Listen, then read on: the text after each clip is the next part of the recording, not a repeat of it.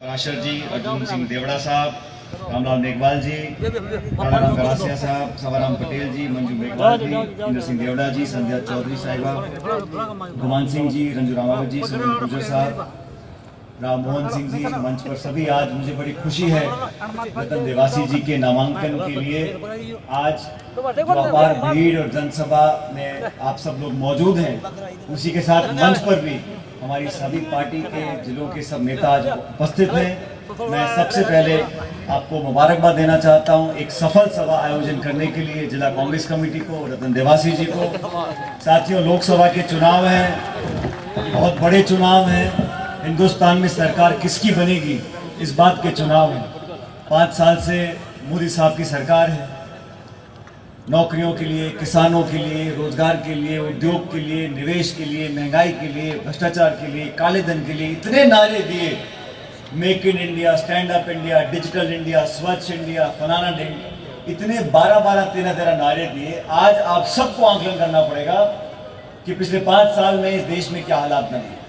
जो आशीर्वाद प्रदेश की जनता ने दिया कांग्रेस पार्टी को राजस्थान में, मध्य प्रदेश में, छत्तीसगढ़ में, वो इस बात का प्रतीक है कि भारतीय जनता पार्टी ने धर्म, भाषा, जाति, मंदिर, मस्जिद, इन मुद्दों को आगे रखकर चुनाव लड़ने की बात करी है।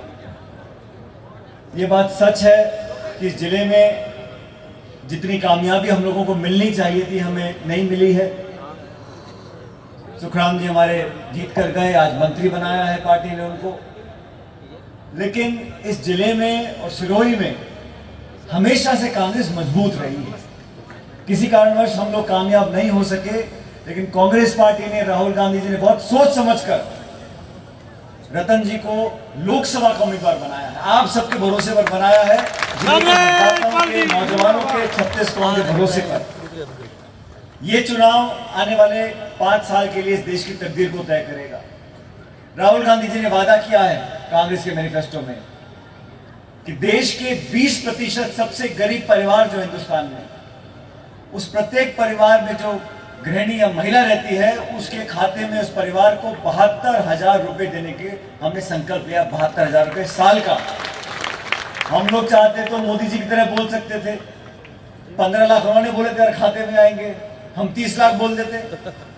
वो 15 लाख किसी खाते में नहीं आए, वो सिर्फ जुमला था। चुनाव लड़ने के लिए जीतने के बाद कोई मदद किसी की नहीं करी। किसान आत्महत्या आज भी देश में कर रहे हैं। राजस्थान की जनता ने आईना दिखाया भाजपा को, और यहाँ पर शासन और सरकार कांग्रेस पार्टी की बनी है। अब आप लोगों को तय करना है, कांग्रेस के शासन में, कांग्रेस के राज में जो हमने आपको मदद कराई, चाहे नरेगा का हो, चाहे सूचना का अधिकार हो, खाद्य सुरक्षा का अधिकार हो, शिक्षा का अधिकार हो, अब स्वास्थ्य का अधिकार हम लोग देने जा रहे हैं। सोनिया गांधी जी ने, मनमोहन सिंह जी ने, हमारी पार्टी ने, केंद्र की सरकार ने, राजस्थान सरकार ने जितना हो सका लोगों की मदद करने का काम किया। लेकिन ये चुनाव एक अवसर है, एक चुनौती है। धर्म, जाति, संप्रदाय में अगर बांट कर लोगों को लड़ने का काम बीजेपी करती है, तो उसका मुकाबला करने के लिए कांग्रेस आज मैदान में सामने आई है। रतन देवासी जी कम उम्र में चुनाव लड़े, विधायक आपके बीच में रहे, मेरे साथ पार्टी में लगातार काम किया। सही बता रहे थे, जिले में जब आपदा आई, जब बाढ़ आई थी, अतिवृष्टि हुई थी, राहुल गांधी जी जिले में आए थे। हम लोग में सभी पार्टी के कार्यकर्ता दुख सुख के भागीदार रहे। इसलिए आपसे निवेदन करना चाहता हूं साथियों, ये चुनाव बहुत महत्वपूर्ण है। इस देश में जो हमने संस्थाएं खड़ी करी हैं, संविधान के अंदर जो संस्था बनी है, उसको लगातार नष्ट करने का काम चल रहा है। आजकल प्रधानमंत्री जी टेलीविजन में कोई बटन दबा दो, उन्हीं का चेहरा दिखता है।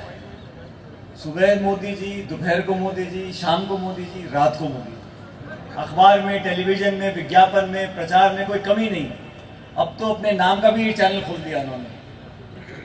मतलब भाषण देना, फोटो खिंचवाना, लेकिन जनता की मदद के लिए, गरीब के उन्मूलन के लिए कोई काम नहीं किया।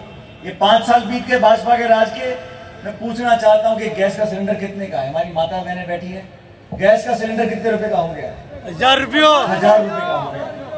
मनमोहन सिंह जी के समय 300-400 रुपए का होता था। पेट्रोल डीजल दुनिया भर में सस्ता हो रहा है, भारतवर्ष में वो 70, 75, 80 रुपए हो गया। नोटबंदी के बाद कहा कालाधन खत्म हो जाएगा, खत्म हो गया कालाधन। गरीबी पर प्रहार करने के लिए राहुल जी ने कहा कि हम 72,000 रुपए देश के सबसे गरीब 20% परिवारों को देंगे। कांग्रेस के शासन में इंदिरा जी प्रधानमंत्री थी, हरित क्रांति आई थी।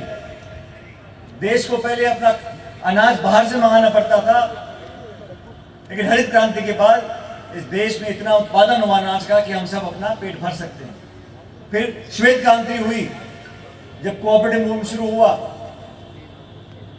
और राहुल गांधी जी चाहते हैं कि सरकार हमारी बन जाए 23 मई के बाद, तो रोजगार क्रांति लेकर आएंगे ताकि नौजवानों को रोजगार मिले। हमारे पढ़े लिखे करोड़ों लोग जो आज बेरोजगार घूम रहे हैं, उनकी मदद करना चाहते हैं। मैं तो आपके बीच में आज सिर्फ इसलिए हाजिर हुआ हूं, हम सब साथी मिलकर आए हैं आपसे अपील करने के लिए कि सारी बातें भूलकर एक नौजवान व्यक्ति को राहुल जी ने आपके भरोसे पर टिकट दिया है। ये मामूली बात नहीं है। जैसा रतन जी बोल रहे थे, विधानसभा चुनाव में जो ना जीत सके, उसके बावजूद कांग्रेस पार्टी ने भरोसा किया है। लोकसभा का बड़ा चुनाव होता है, 2 जिले का चुनाव है, आपके भरोसे पर टिकट दिया है। गरीबों को, पिछड़ों को, किसानों को, नौजवानों को आगे लाने का काम राहुल गांधी जी कर रहे हैं। मुझे पूरा विश्वास है मतदान के दिन आप सभी लोग, 36 कौम के लोग कांग्रेस पार्टी को जिताएंगे। रतन देवासी जी को आपने पहले आशीर्वाद दिया था, इस बार आशीर्वाद देके दिल्ली भेजो, ये संसद में आपकी पैरवी करेंगे, सरकार कांग्रेस की बनेगी। 23 मई को नए प्रधानमंत्री देश में होंगे और यूपीए 3 का गठन 23 मई के बाद होगा। मैं इस अवसर पर आपको धन्यवाद करता हूं। और रतन देवासी साहब कह रहे थे बड़े बड़े नेता है तो तूफान आ गया। तूफान तो आएगा 23 तारीख को, जब आप लाखों वोटों से जीतोगे, तब तूफान आएगा। बहुत बहुत धन्यवाद। जय हिंद, राम राम साहब।